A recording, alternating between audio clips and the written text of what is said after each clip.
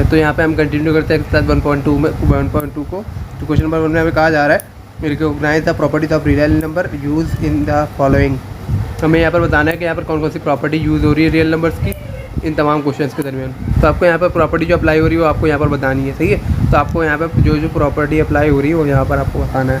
तो सबसे पहले क्वेश्चन को देखते हैं। हमारे पास सबसे पहला क्वेश्चन है 1/2 + 2/3 = 2/3 + 1/2। हमें अगर आपने यहाँ पे शुरू से वीडियो देखी होगी तो आपको समझ में आ गया होगा यहाँ पर कौन सी प्रॉपर्टी लग रही है।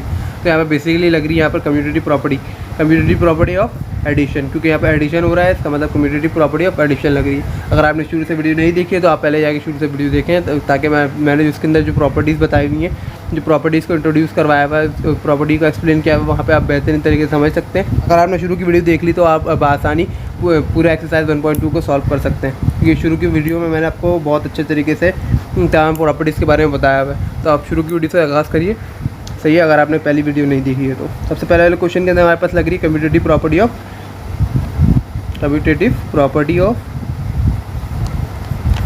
एडिशन। सबसे पहले वाली आंसर हमारे पास क्या आएगा, कम्यूटेटिव प्रॉपर्टी ऑफ एडिशन, सही है। उसके बाद हमारे पास क्वेश्चन नंबर 2 है। क्वेश्चन नंबर 2 हमारे पास देखा जाए तो 1 टर्म, 2 टर्म और 3 टर्म है और प्लस का साइन है, सही है। फिर दोबारा इनकी पोजीशन खाली चेंज की है, 3 टर्म है और तीनों में प्लस का साइन है। तो इसका मतलब यहाँ पे एसोसिएटिव प्रॉपर्टी ऑफ एडिशन लग रही है। कौन सी लग रही है, एसोसिएटिव प्रॉपर्टी ऑफ एडिशन, सही है। उसके बाद अगर मैं क्वेश्चन नंबर 3 को देखें, क्वेश्चन नंबर 3 में पहले मल्टीप्लाई हो रहा है, सही है, उसके बाद फिर प्लस हो रहा है। फिर सेकंड साइड पे दोनों के साथ डिवाइड मतलब डिस्ट्रीब्यूट कर दिया जा रहा है दोनों नंबर्स को 9 के साथ मल्टीप्लाई के फॉर्म में, सही है। तो इसका मतलब ये ओवर है, मल्टीप्लिकेशन पहले हो रही है फिर एडिशन हो रही है, इसका मतलब मल्टीप्लिकेशन ओवर एडिशन है, सही है। इसका और इसके साथ साथ सेकंड पार्ट में हमारे पास क्या किया जा रहा है, इसको डिस्ट्रीब्यूट कर दिया जा रहा है। तो इसका मतलब कौन सी प्रॉपर्टी हुई, distributive property of multiplication over addition, सही है। तो ये हमारे पास हो गई मल्टीप्लिकेशन ओवर एडिशन। उसके बाद हम अपने अगले क्वेश्चन को देखते हैं। तो अगले क्वेश्चन के अंदर हमारे पास है 4/5 + 5.7 × 7/8। फिर अगेन नेक्स्ट पार्ट में हमारे पास इन दोनों को डिस्ट्रीब्यूट किया जा रहा है। मज़ीद इसके बारे में एक और बात मैं कहना चाहूँगा, जो 9 मौजूद है वहाँ पर लेफ्ट हैंड साइड पर, तो इसका मतलब ये left distributive property of multiplication over addition हो जाएगी। अब यहाँ पर अगर 7/8 देखें ये मल्टीप्लाई की फॉर्म में, तो और ये राइट हैंड साइड की तरफ है, तो इसका मतलब ये राइट डिस्ट्रीब्यूशन प्रॉपर्टी है, डिस्ट्रीब्यूटिव प्रॉपर्टी ऑफ मल्टीप्लिकेशन है, ओवर एडिशन है, सही है, ओवर एडिशन।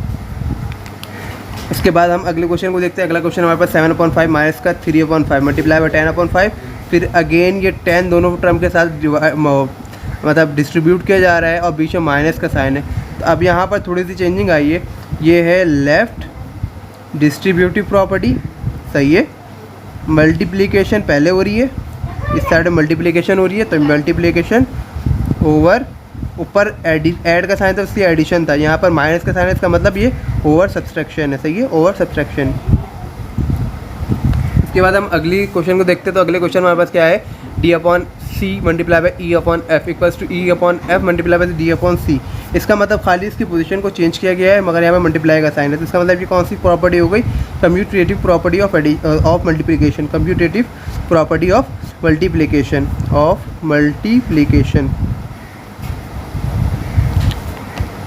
सही है, मल्टीप्लिकेशन। मैं यहाँ पे पूरा नहीं लिख रहा हूँ। उसके बाद हम अगले क्वेश्चन को देखते हैं। क्वेश्चन नंबर 7 है हमारे पास 11 मल्टीप्लाई बाय 15 मल्टीप्लाई बाय 21, सही है। तो 11 हमारे पास पहले है, उसके बाद फिर 15 मल्टीप्लाई हो रहा है 21 से। यहाँ पर अगेन 11 मल्टीप्लाई बाय 15 फिर मल्टीप्लाई बाय 21। इसका मतलब ये कौन सी प्रॉपर्टी हो गई हमारे पास, सिर्फ और सिर्फ मल्टीप्लाई हो रहा है और पोजीशन को आपके नंबर की पोजीशन को क्या किया जा रहा है, चेंज किया जा रहा है। 3 नंबर आपके पास मौजूद है, इसका मतलब ये एसोसिएटिव प्रॉपर्टी है। कौन सी प्रॉपर्टी है, एसोसिएटिव प्रॉपर्टी ऑफ मल्टीप्लिकेशन, सही है, एसोसिएटिव प्रॉपर्टी ऑफ मल्टीप्लिकेशन। तो अगर हम अगले क्वेश्चन को देखें, अगले क्वेश्चन हमारे पास क्या दिया हुआ है, 2/11 मल्टीप्लाई बाय 11/12 11/12 मल्टीप्लाई बाय 2/11। अगर हम इसको देखें तो ये तमाम टर्म्स आपस में कैंसिल आउट हो रही हैं, ये भी कैंसिल आउट हो रहा है, ये भी कैंसिल आउट हो रहा है, ये भी कैंसिल, ये भी कैंसिल। तो इसका मतलब ये कौन सी प्रॉपर्टी हो गई आपके पास, ये हमारे पास हो गई, और इसका आंसर क्या आ रहा है, 1 आ रहा है। इसका मतलब ये है मल्टीप्लिकेटिव आइडेंटिटी। क्या है ये, मल्टीप्लिकेटिव आइडेंटिटी, तो सॉरी आइडेंटिटी बोल रहा हूँ मैं, ये हमारे पास है मल्टीप्लिकेटिव इन्वर्स, क्योंकि यहाँ पे इसका आंसर क्या आ रहा है, मल्टीप्लाई करवाने की सूरत में तमाम के तमाम टर्म्स कैंसिल हो रहे हैं, इसका आंसर आ रहा है हमारे पास 1। इसका मतलब ये मल्टीप्लिकेटिव इन्वर्स है, सही है, मल्टीप्लिकेटिव इन्वर्स, सही है। उसके बाद क्वेश्चन नंबर अब 9 देखें तो क्वेश्चन नंबर 9 के अंदर हमारे पास क्या है, पहले टर्म प्लस की है, फिर माइनस की है, फिर माइनस की, फिर प्लस की। तो बेसिकली यहाँ पर दोनों टर्म्स आपस में क्या हो जाएंगे, कैंसिल आउट हो जाएंगे और इसका आंसर क्या आने वाला है, 0। तो इसका मतलब यहाँ पर प्लस भी हो रहा है बीच में, तो प्लस का मतलब यहाँ पर कौन सी आइडेंटिटी लगने वाली है, यहाँ पर एडिटिव लगनी चाहिए, एडिटिव, और ये दोनों कैंसिल आउट हो रहे हैं और इसके आंसर में क्या आ रहा है, 0। तो इसका आंसर क्या आ रहा है, 0। एडिशन में हमारे पास क्या शर्त थी कि अगर आंसर 0 आ जाए और तमाम टर्म कैंसिल आउट हो जाए तो इसका मतलब यहाँ पे इन्वर्स वाली प्रॉपर्टी है। तो यहाँ पर है एडिटिव इन्वर्स। मल्टीप्लाई की फॉर्म में क्या होता है कि 1 आना चाहिए तब ये इन्वर्स होगा, और एडिटिव की फॉर्म में आना चाहिए 0 तब ये इन्वर्स होगा, सही है। तमाम के तमाम टर्म कैंसिल हो जाएगी तो इसका मतलब यहाँ पे इन्वर्स हो रही है, तमाम के तमाम टर्म एक दूसरे के क्या है, अपोजिट है। और उसके बाद अगली टर्म देखते हैं। अगली टर्म अगेन टर्म आपस में कैंसिल आउट हो रही हैं, तो इसको कैंसिल आउट करने के बजाय कैंसिल आउट हो रही है तो मैं आपको सिर्फ दिखाने के लिए कैंसिल आउट कर रहा हूँ, और इसका आंसर क्या आ रहा है, 1। तो इसका मतलब ये अगेन कौन सी प्रॉपर्टी हो गई, ये यहाँ पर अगेन मल्टीप्लिकेटिव प्रॉपर्टी हो गई, मल्टीप्लिकेटिव इन्वर्स, सही है। ये कौन सी प्रॉपर्टी हो गई, मल्टीप्लिकेटिव इन्वर्स। इसका आंसर क्या आ रहा है, आंसर आ रहा है मेरे पास 1। तो इसका मतलब ये कौन सी प्रॉपर्टी है, मल्टीप्लिकेटिव इन्वर्स मेरे पास यहाँ पर अप्लाई हो रहा है। इसके बाद अगली प्रॉपर्टी की तरफ चलते हैं। लेफ्ट हैंड साइड के ऊपर मल्टीप्लाई वाली टर्म है, देन बीच में माइनस का साइन है, फिर अगेन यही टर्म दोनों टर्म्स के दरमियान में डिस्ट्रीब्यूट हुई है। तो इसका मतलब left distributive property of multiplication over subtraction, सही है, मल्टीप्लिकेटिव ओवर सब्ट्रैक्शन। उसके बाद लास्ट वाली प्रॉपर्टी को देखें तो ये भी आपके पास कौन सी प्रॉपर्टी है, अभी तक आपको समझ में आ गया होगा ये कौन सी प्रॉपर्टी है। तो यहाँ पर जो प्रॉपर्टी लग रही है वो मेरे पास है मल्टीप्लिकेटिव इन्वर्स, सही है। तो यहाँ पर कौन सी प्रॉपर्टी लग रही है, मल्टीप्लिकेटिव इन्वर्स। उसके बाद क्वेश्चन नंबर 2 को देखते हैं। क्वेश्चन नंबर 2 भी सेम इसी तरह है। क्वेश्चन नंबर 2 भी बहुत आसान सा क्वेश्चन है। अब बेसिकली यहाँ पे अगर आपको प्रॉपर्टी पता होगी तो फिर आप आगे कोई क्वेश्चन सॉल्व कर सकते हैं, वरना आप क्वेश्चन सॉल्व नहीं कर सकते। इसलिए मैंने आपको बोला कि आप शुरू से पहले वीडियो देखें, मैंने वहाँ पर तमाम के तमाम प्रॉपर्टीज़ को बहुत अच्छी तरीके से समझाया हुआ है और इसकी एग्जाम्पल भी दी हुई है। तो आप वहाँ पर अगर देखेंगे तो आपको आसानी तमाम चीज़ें समझ में आ जाएंगी, आपको आगे क्वेश्चन देखने की ज़रूरत भी नहीं पड़ेगी। तो मेरी वीडियो को ज़रूर देखिएगा शुरू से, ठीक है, और मेरे चैनल को सब्सक्राइब करिएगा और लाइक करिएगा, आगे ज़रूर शेयर करिएगा। चलिए क्वेश्चन नंबर 2 का आगाज़ करते हैं। क्वेश्चन नंबर 2 हमारे पास है, अब बेसिकली यहाँ पर हमारे पास दो टर्म्स दी हुई है, √2/5 3/6 इक्वल्स टू डैश दी हुई खाली जगह 0.6 प्लस √2/5। हमें यहाँ पर अंदाज़ा लगाना है कि यहाँ पर कौन सी प्रॉपर्टी लगने जा रही है। तो अगर मैं यहाँ पर गौर करूँ तो मेरे पास यहाँ पर कम्यूटेटिव प्रॉपर्टी लग रही है। कम्यूटेटिव प्रॉपर्टी में क्या होता है, सिर्फ नंबर्स जो पोजीशन है नंबर्स की वो चेंज हो जाती है। तो √6 पहले हमारे पास लेफ्ट हैंड साइड पर बाद में मौजूद था और राइट हैंड साइड पे पहले आ गया, इसका मतलब इसकी पोजीशन चेंज हुई है। ऊपर क्या टर्म आ जाएगी, 3 आ जाएगी, सही है।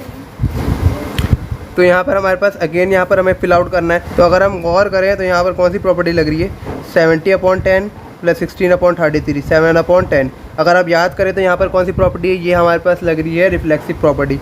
रिफ्लेक्सिव प्रॉपर्टी हमारे पास क्या थी कि तमाम के तमाम टर्म्स एक दूसरे को दोबारा इसका एक्सपेश करेगी, बिल्कुल सेम इट इज़, दोबारा इसका ऐसी आंसर आने वाला। तो यहाँ पर कौन सी प्रॉपर्टी लग रही है, यहाँ पर रिफ्लेक्सिव प्रॉपर्टी लग रही है, ठीक है। तो हम इसके बाद अगले क्वेश्चन की तरफ चलते हैं। 99/50 50/99। तो इसका आंसर हमारे पास क्या आने वाला है, 1 आने वाला है, सही है।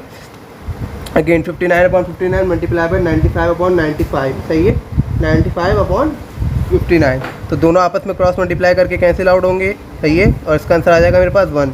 अगेन माइनस का 21 प्लस का 0 इक्वल्स टू 0। तो 0 आ रहा है, इसका मतलब यहाँ पे कौन सी प्रॉपर्टी लग रही है, एडिटिव इन्वर्स। एडिटिव इन्वर्स के अंदर क्या होता है कि एक टर्म अगर माइनस की तो अगली टर्म मेरे पास क्या होती है, पॉजिटिव होती है। तो यहाँ पर पहली टर्म माइनस की, अगली टर्म कौन सी होगी, पॉजिटिव होगी, सही है। तो यहाँ पर इसकी वजह से हमारे पास आंसर इसका क्या हो जाएगा, 0 हो जाएगा, सही है।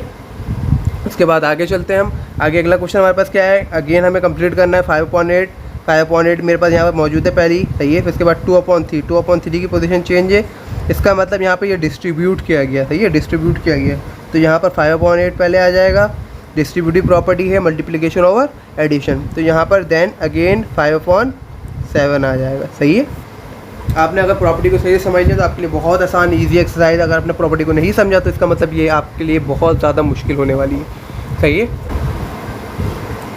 आगे चलते हैं। क्वेश्चन नंबर 3 हमारे पास है। क्वेश्चन नंबर 3 भी हम सॉल्व करते हैं।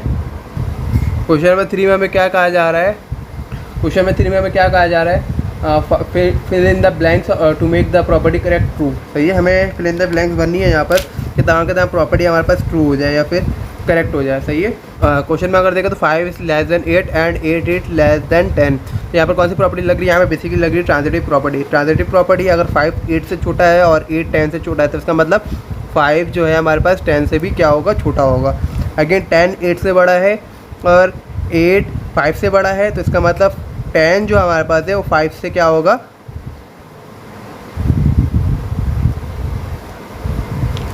5 हमारे पास 10 से क्या होगा, छोटा होगा। तो मैंने यहाँ पे थोड़ा सा गलत लिख दिया था, 5 छोटा होगा तो इसका मुंह क्लोज वाला 5 की तरफ होगा और 10 बड़ा है तो इसका मतलब खुला हुआ मुंह इसका 10 की तरफ होगा। सही है, अगेन हम आगे क्वेश्चन की तरफ चलते हैं, क्वेश्चन नंबर 3 की तरफ। 3 इज़ लेस देन 6 एंड 3 + 9। अगर 3 6 से छोटा है और 3 के अंदर कोई टर्म ऐड करवाई जा रही है, सही है, ऐड करवाई जा रही है, इसका मतलब क्या है, हमें 6 के साथ भी वही टर्म को ऐड करवाना है, 6 + 9। सही है, यहाँ पर ये कौन सी प्रॉपर्टी थी, एडिटिव प्रॉपर्टी है हमारे पास। अब जो लास्ट में हमारे पास क्या बचा है, 4 इज़ लेस देन 6 एंड 4 + 8। ठीक, 4 अगर 6 से छोटा है और हमारे पास 8 को यहाँ पर ऐड करवाया जा रहा है तो 8 मतलब सेकंड साइड पे यहाँ पर 6 के साथ ऐड होगा। सही है, सेम एडिस लास्ट वाले में भी यही है, 8 is greater than 6, 8 is greater than 6 है। सही है, और ग्रेटर देन का साइन किस तरफ था, हमारे पास 8 की तरफ था। सही है, तो 8 की तरफ हमारे पास 6 ग्रेटर देन का साइन है तो इसका मतलब 8 यहाँ पर पहले से मौजूद था, 6 के अंदर ऐड करवाया गया है। तो अगेन सेकंड साइड के अंदर भी हमें क्या करना है, 6 के साथ 6 को ऐड करवाना है, तब ये प्रॉपर्टी हमारे पास क्या होगी, पूरी कंप्लीट हो जाएगी। सही है, उसके बाद क्वेश्चन नंबर 4 की तरफ चलते हैं हम। जब क्वेश्चन नंबर 4 को देखें तो क्वेश्चन नंबर 4 के अंदर हमारे पास क्या कहा जा रहा है, क्वेश्चन हमारे पास मौजूद है, find the following blanks fill the following blanks which make the property correct and true. तो हमें यहाँ पर ब्लैंक्स तो फुल करना है और यहाँ पर कौन सी प्रॉपर्टी अप्लाई हो रही है हमें यहाँ पर उसके ज़रिए ही पता चलेगा। सही, क्वेश्चन के ज़रिए पता चलेगा। ठीक है, और उसके मुताबिक हमें यहाँ पर ब्लैंक्स को यहाँ पर फिल करना है। पहले हमने एक प्रॉपर्टी पढ़ी थी कि अगर हमारे पास 5 लेस देन 7 हो, सही है, और इसके अंदर कोई नंबर मल्टीप्लाई करवा दिया जाए तो जो साइड आपके पास बड़ी है वो बड़ी रहेगी और जो साइड छोटी है वो हमेशा क्या रहेगी, छोटी रहेगी। सही है, तो आपके पास क्या ऐड मल्टीप्लाई करवा गया, 12। सही है, तो 12 आपने मल्टीप्लाई की जगह पे लिखा और 7 हमारे पास था पहली वाली टर्म के अंदर, तो 7 हमने पहली वाली टर्म के अंदर लिख दिया। सेकंड क्वेश्चन हमारे पास यही फॉर्मूला अप्लाई करना है, ये तरीका अप्लाई करना है। अगर 7 बड़ा है 5 से और 7 को अगर हम 12 से मल्टीप्लाई करवा रहे हैं तो इसका मतलब 5 को भी हम 12 से मल्टीप्लाई करवाएंगे। सही है, तो यहाँ पर क्या होगा, 6 is greater than 4, then minus वाले टर्म से मल्टीप्लाई हो रहा है। माइनस वाली टर्म है तो इसका मतलब जो बड़ा है वो छोटा हो जाएगा, जो छोटा है तो बड़ा हो जाएगा। अगर 6 7 तक करोगे, 6 7 तक क्या होता है, 42 माइनस का। सही है, और यहाँ पर क्या आएगा, 4 7 28। सही है, तो माइनस का 28। तो जितनी वैल्यू माइनस में बड़ी होती है वो इसका मतलब उतनी ज़्यादा छोटी ही वैल्यू होती है। सही है, तो इसका मतलब माइनस का 42 छोटा है और माइनस का 28 बड़ा है, तो इसका मतलब साइन इस तरफ आ जाएगा। सही है, अब 2 इज़ लेस देन 8, अब माइनस का साइन अगेन है यहाँ पर, तो 2 4 द 8 माइनस का और 8 4 द 32। तो छोटी वैल्यू कौन सी हुई, हमारे पास 32 वाली हुई। माइनस की टर्म में छोटी वैल्यू वो होती है जो सबसे ज़्यादा बड़ी, जिसकी नंबर बहुत ज़्यादा बड़े हों, वो हमेशा छोटी कंसिडर की जाती है। कब, जब वो माइनस की वैल्यू में आती है। सही है, तो यहाँ पर क्या होगा, लेस देन का साइन किस तरफ जाएगा, 32 की तरफ। सही है, उसके बाद हमें लास्ट क्वेश्चन में कहा जा रहा है कि एडिटिव इन्वर्स और मल्टीप्लिकेटिव इन्वर्स फाइंड आउट करें। तो एडिटिव इन्वर्स और मल्टीप्लिकेटिव इन्वर्स, एडिटिव के लिए हमारे पास साइन अपोजिट करना है और मल्टीप्लिकेटिव के अंदर हमें अपॉन के अंदर लिखना है। तमाम टर्म्स के अंदर ये फॉर्मूला, ये रूल अप्लाई होगा। सही है, 1/- माइनस का 7, 0.3 है तो माइनस का 0.3, और इसका मल्टीप्लिकेटिव इन्वर्स निकालना चाहूँ 0.3 किसके बराबर होता है, 1/3 के।